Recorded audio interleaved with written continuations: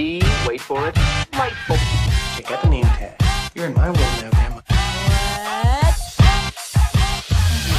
What's up, nerds? So I'm coming at you today because I wanted to do this article. I wanted to do it yesterday, but I didn't have time. I had to go to work and everything. Oh, that stupid work and everything. But I wanted to go through this article because I did a video about this, and there's been a million other videos about it. I'm not the only one to do it, but I just want to talk about it because I'm excited about this. And that is the Eric July is being under attack. Young Rippa.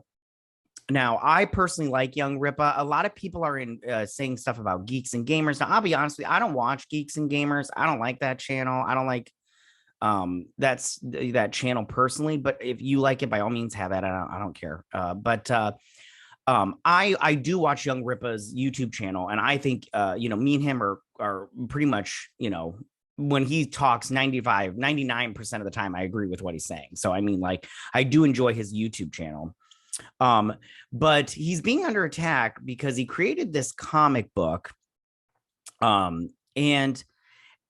I don't know why people are getting their panties in such a knot. Like, it's insane to me. And so we're going to read this article from Bleeding Cool, more like Bleeding Fool. I know I'm not the only person to use that joke, but whatever, back off.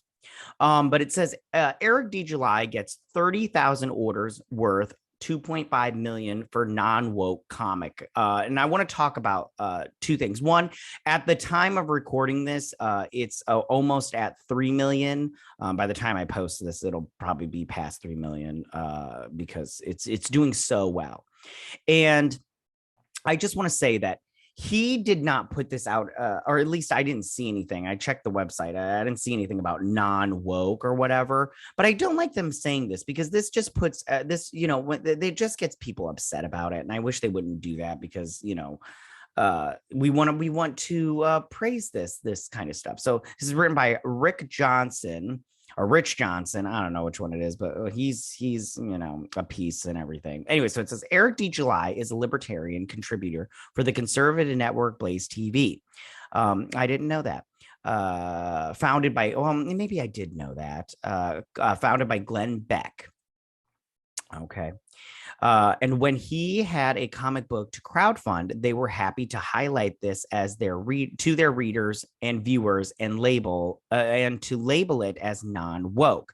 Now, I just want to say, if Blaze TV wants to promote this, I say good. The more, the better. I mean, like, come on, you can't fault Eric D. July for somebody else promoting his stuff, B, an employer promoting his stuff, and C, anybody promoting his stuff. Because me personally, I'm very much like, listen, if I got something to sell, I'm just selling it to everybody. I'm going to make that money and everything. So it says woke is defined as being aware of injustice in society, especially but not limited to racism, which doesn't, I just want to say,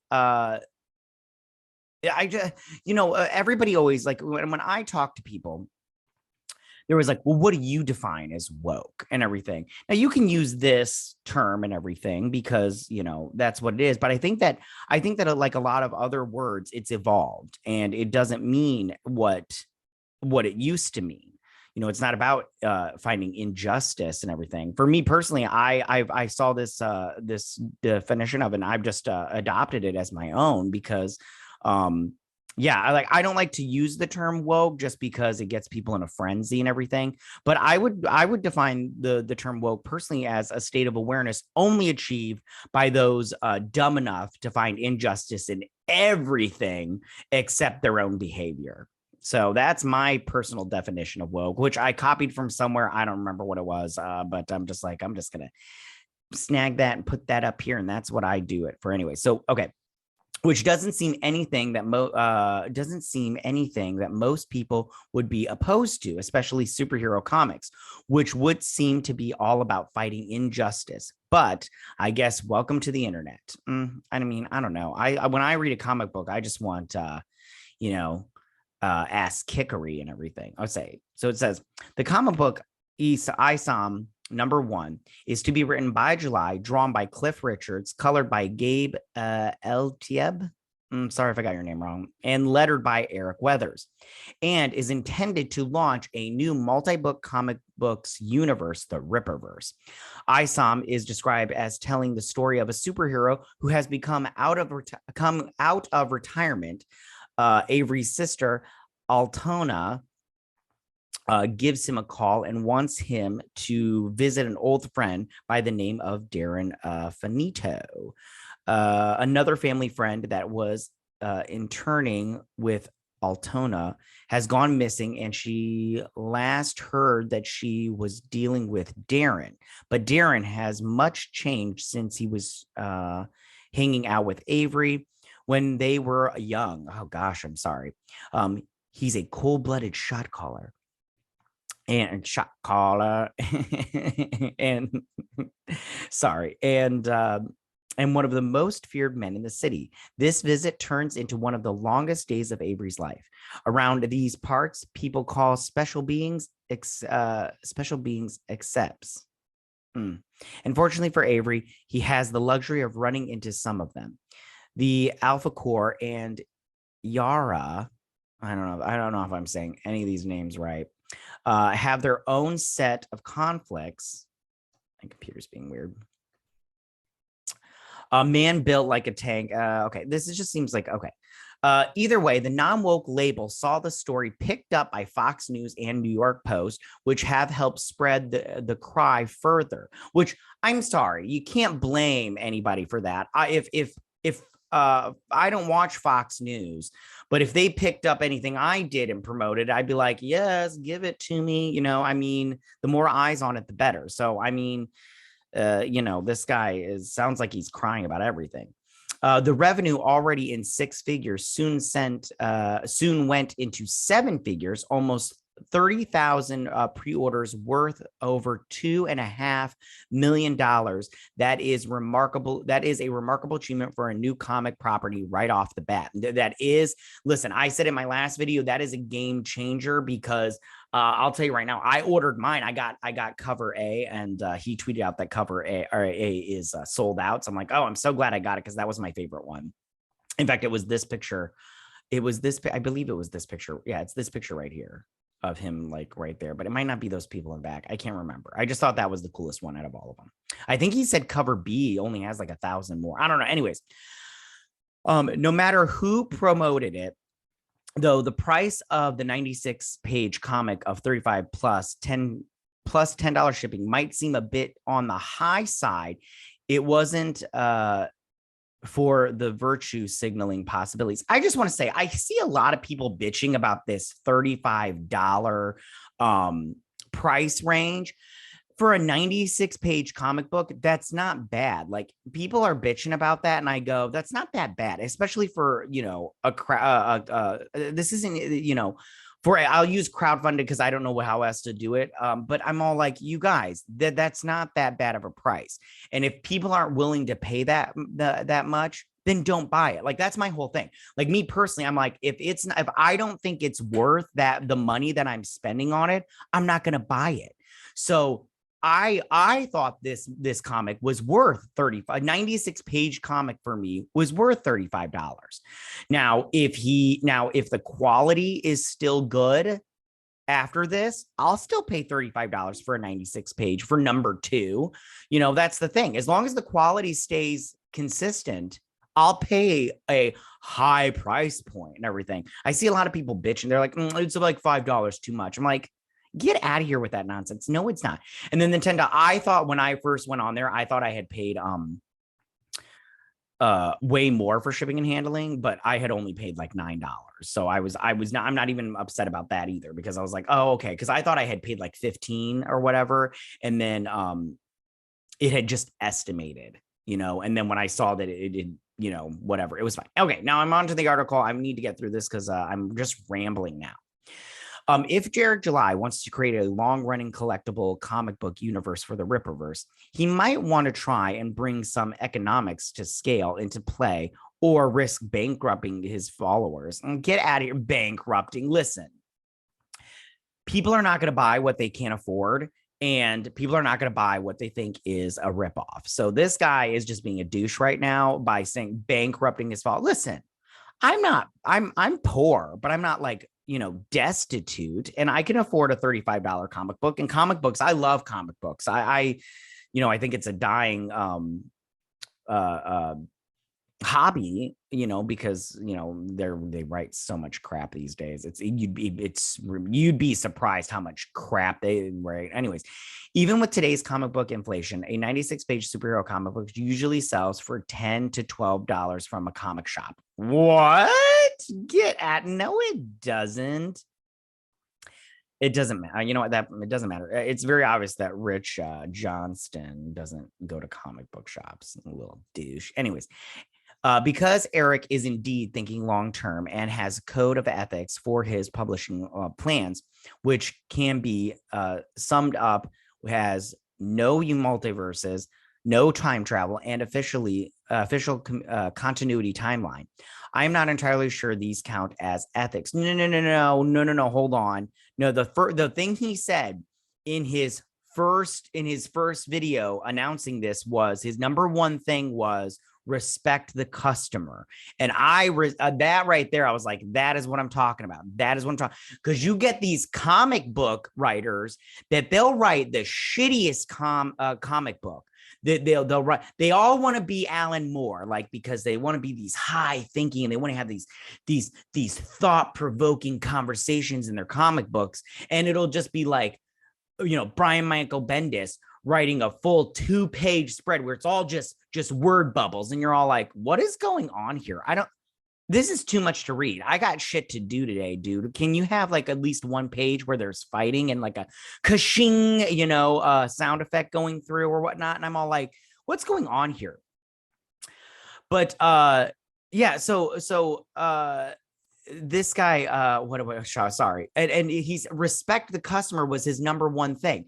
And I'm all like, good for you, dude, because these comic book writers will get on Twitter and they'll just start shitting all over fans. And fans will just point out, hey, you're not keeping in your own continuity, asshole. And then they'll get all uppity and everything. And they'll just be like, and then they'll say the stupid thing of, if you don't like my, what's her face? She said she was famous for it. If you don't like my politics, don't buy my book. And then her book bombed. Okay. And then she was complaining about how, the weeklies, the floppies aren't selling because nobody wants. Guess what? Nobody's interested in that crap. Politics ruins everything. Okay, now I'm done with that. Ethics. But with multiversal storylines sprawling across different media recently, this might be a real miserable point of difference for the Rippaverse rather than the more informal, non-woke, though less likely to get Fox News headlines. Oh, and keeping reboots to a minimum, though that is not exactly Plato either. This guy's such a douche. In the past, this kind of I'm sorry, I lost my place.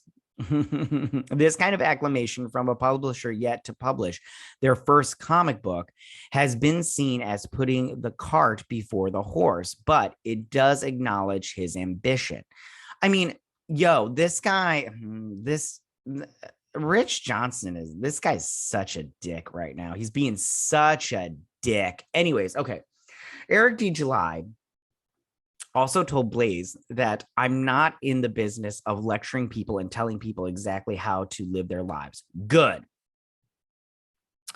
Because I don't need to be told how to live my life. I think I'm living my life just fine. I'm just trying to, go to work, make my money, and raise my kids. That's all I'm trying to do. I don't need you to tell me all this other crap that I need to be taken care of. But there are universal truths that I will acknowledge, and I think that's what's sort of missing, because people have, unfortunately, defiantly in comic books these days put other stuff. Stop telling me this. Putting other stuff at the forefront and telling a good story is secondary. Ain't that the truth, brother? Acknowledging those universal truths are secondary if they are ever acknowledged at all. This does seem to be in conflict. What is important, telling a good story or acknowledging universal truths? And if truths are universal, do they need to be acknowledged? Aren't they? By their nature, they're already acknowledged. And if someone thinks those truths aren't universal and doesn't believe in that, isn't calling something as a universal truth and putting in forefront of a story, lecturing question I'd love to ask. Well, nobody wants to listen to your questions because you suck. Anyways, the Blaze also refers to July, saying that Rippaverse comics will also be placed where content creators, artists, writers, and anyone else in the comic book industry who feels alienated by big corporations can come and tell their stories without fear of censorship or judgment. Good. There are a lot of creative people that are in our space and our side of the line of thinking in support of the value of liberty, no matter whether you are conservative, libertarian, or whatever. They're just undiscovered. They're in hiding because they have to work for the old guard, he said. And that's so true. That's so true. You have no idea how many times like these people like just get attacked and everything. Oh, that's the guy right there that wrote this article. I did get a flavor of, to paraphrase the Blues Brothers, we have both kinds of politics here, conservative and libertarian. But there are many places outside of the corporate controls who publish comic books, and many self-publishers who choose to do it themselves and have done for decades. Just not anyone has been able to frame it in such a way to get coverage for their media employer, as well as Fox News and the New York Post. You know, this guy is harking on this Fox News, New York Post thing. Yo, if he's getting the push, I say get the push. There is also another question to ask, and stumbling across this accidentally last week caused all manner of ructions. I'm not reading that right. Running a crowdfunder on Kickstarter or Indiegogo gives some measure of a surety of the pre-orders listed, but running a crowdfunder on your website does not. That I'll give him that. Okay, that's true. There is no independent voice to state that you got the orders you say you do. So if you make a headline of it, how can that be verified? That's true. That I agree with. As it stands, the Rippaverse crowdfunder does not have verification. There is no independent source to confirm the order numbers, but it has been reported repeatedly without that caveat. It's certainly a believable figure, though, especially given the media profile Isom has received, and still with many months of fundraising left on the crowdfunded. Is 8 figures next? I hope so. I hope 8 figures is next. You know, see, they're sitting here attacking him, and again, I want to just say I'll give this guy Rich Johnson. He is, you know, that's true about the numbers. There's, you know, you'd have to have some kind of independent something come in to check those numbers to verify, to make sure that he's telling the truth. But my whole thing is like, in all honesty, you know, I just want to say that, you know, I don't know, you know, I just feel bad that Eric July has to deal with this shit, and he can't just create a company where he's doing a comic book. Even if you label it non-woke, he just can't deal. Like, people just can't deal with the success of others, and they got to bring other people's down to elevate themselves, which is, you know, it's like whatever. Anyways, all right. That's all I got. I just want to say I'm really happy for young Rippa. Again, I did that video the other day, and I really feel like he's doing this is a game changer. Yeah. All right. Those are my thoughts, guys, in this article. Sorry, it's really early in the morning for me, and I'm trying to, you know, go through all this stuff. All right, listen, you guys, tell me what you guys think about this. How do you feel about, you know, Eric July being attacked nonstop on the Twitter and on this interweb? Tell me what you guys think. Go ahead and leave all your comments in that section down below. If you like this video, go and hit that like button. You know, I won't mind. If you're new to my channel, please hit that subscribe button. I'd greatly appreciate it. And I will see you guys on my next video. You guys have a good day. Bye.